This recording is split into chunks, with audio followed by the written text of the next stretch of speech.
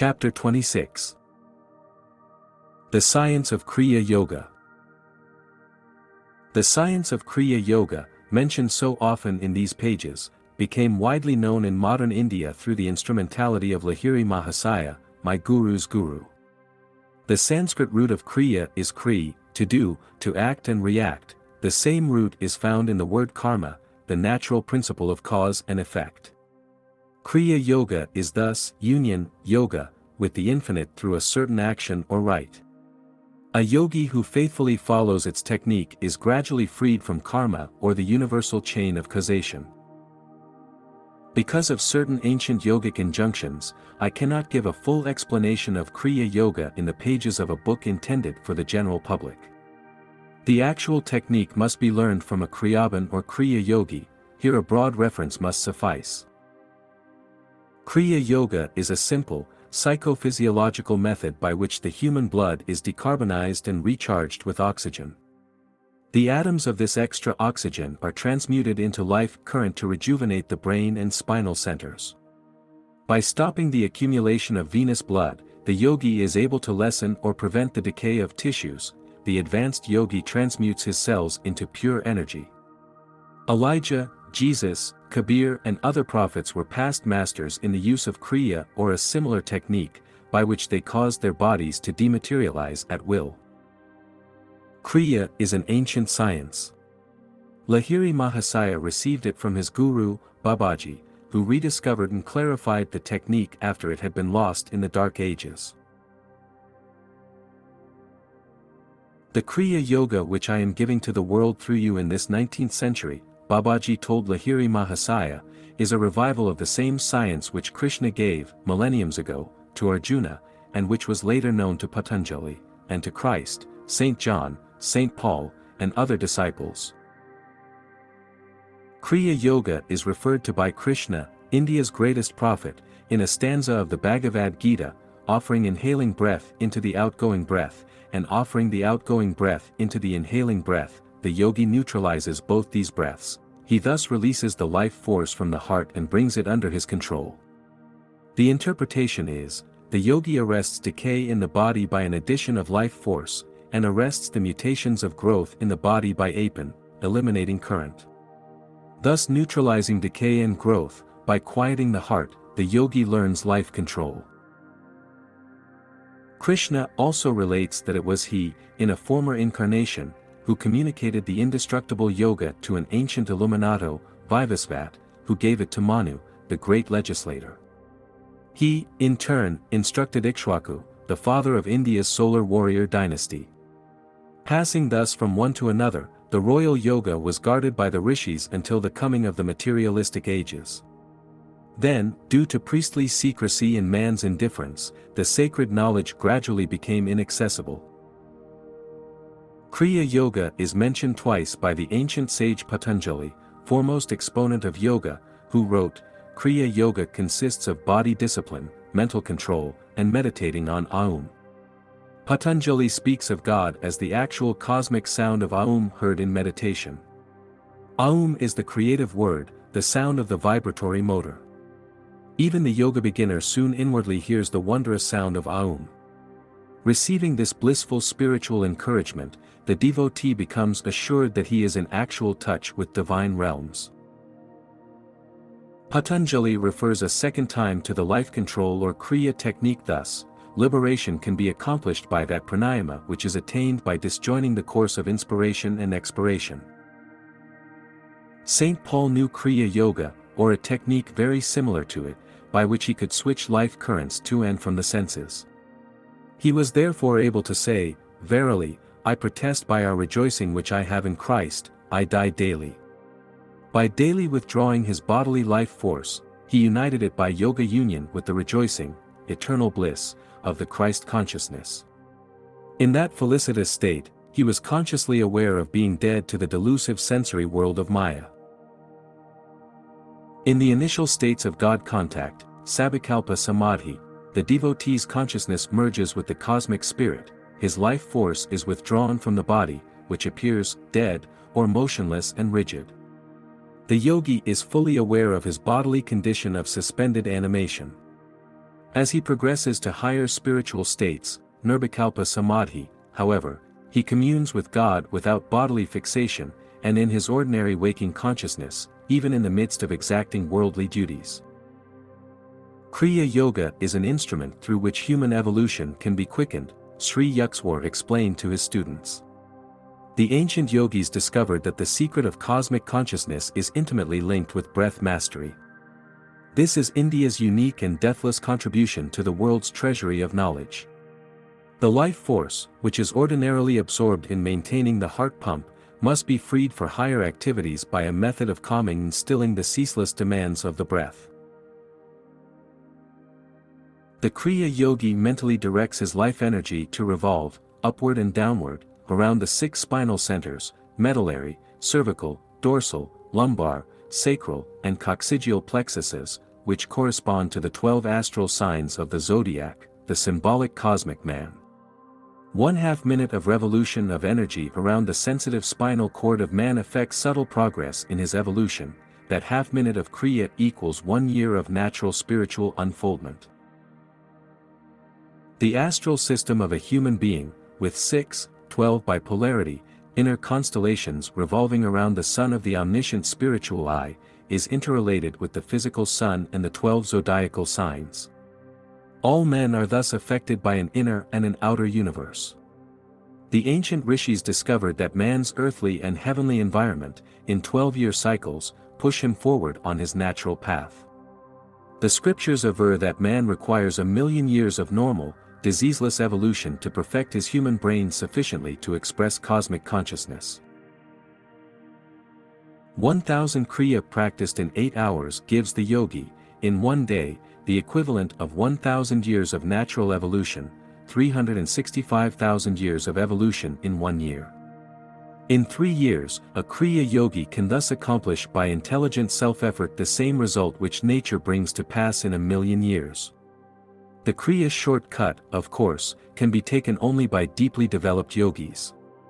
With the guidance of a guru, such yogis have carefully prepared their bodies and brains to receive the power created by intensive practice. The Kriya beginner employs his yogic exercise only 14 to 28 times, twice daily. A number of yogis achieve emancipation in 6 or 12 or 24 or 48 years. A yogi who dies before achieving full realization carries with him the good karma of his past Kriya effort. In his new life he is harmoniously propelled toward his infinite goal. The body of the average man is like a 50-watt lamp, which cannot accommodate the billion watts of power roused by an excessive practice of Kriya.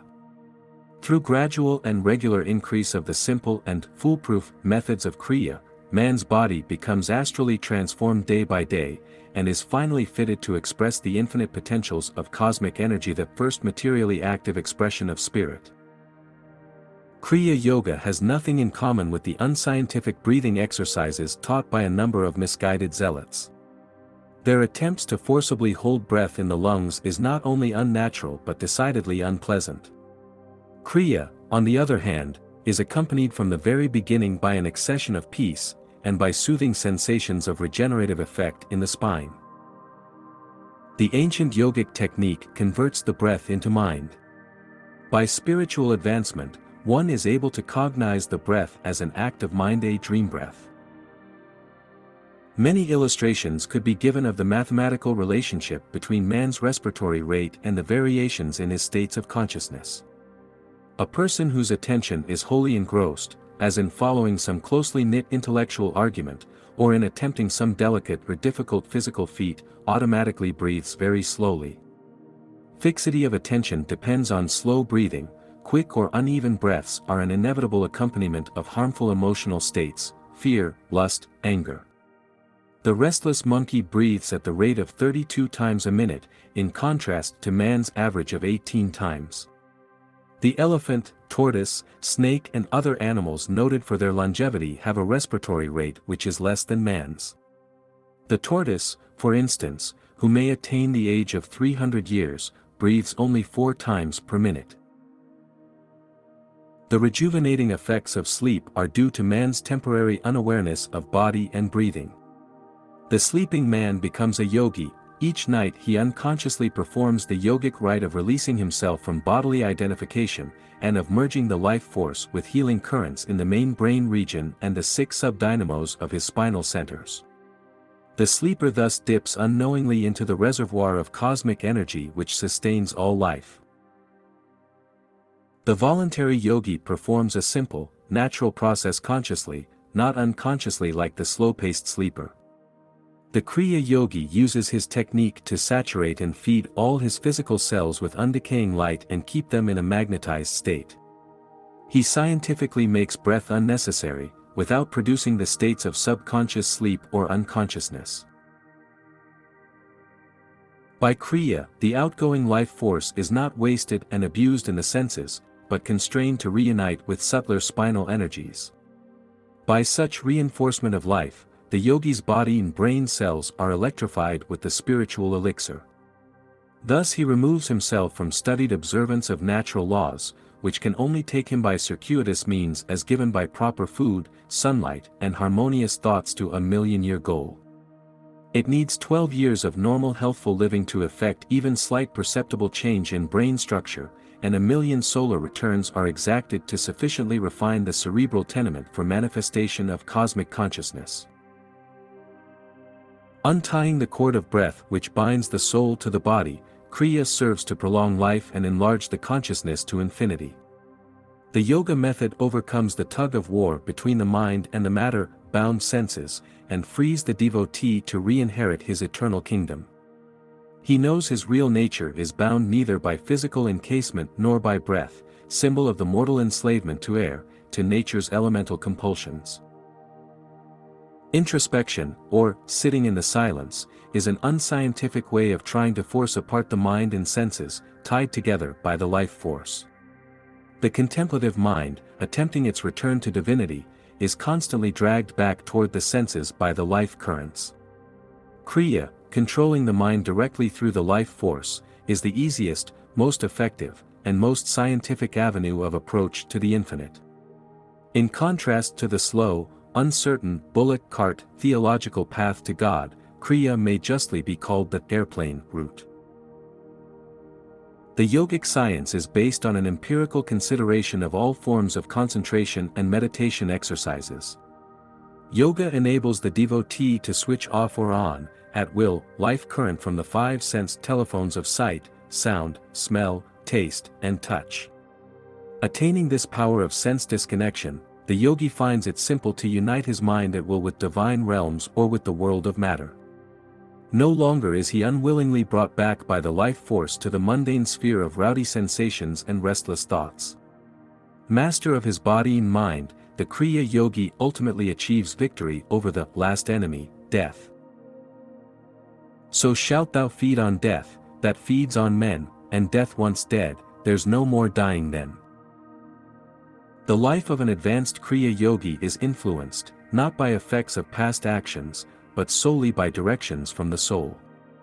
The devotee thus avoids the slow, evolutionary monitors of egoistic actions, good and bad, of common life, cumbrous and snail-like to the eagle hearts.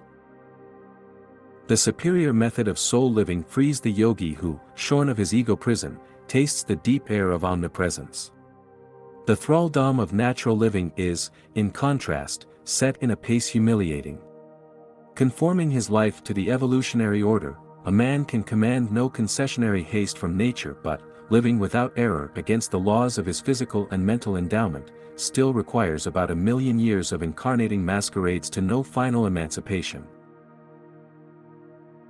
The telescopic methods of yogis, disengaging themselves from physical and mental identifications in favor of soul individuality, thus commend themselves to those who eye with revolt 1,000,000 years.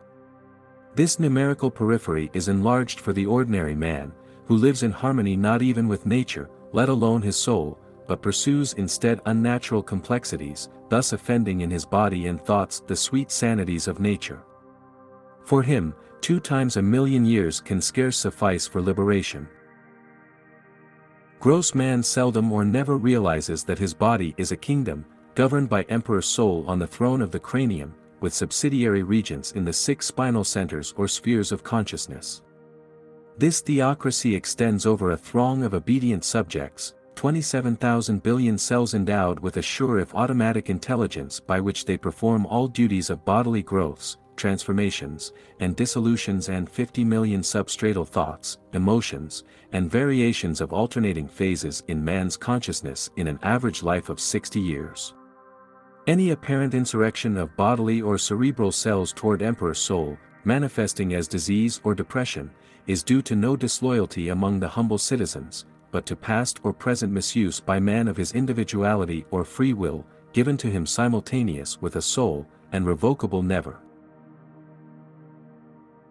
Identifying himself with a shallow ego, man takes for granted that it is he who thinks, wills, feels, digests meals, and keeps himself alive, never admitting through reflection, only a little would suffice, that in his ordinary life he is not but a puppet of past actions, karma, and of nature or environment.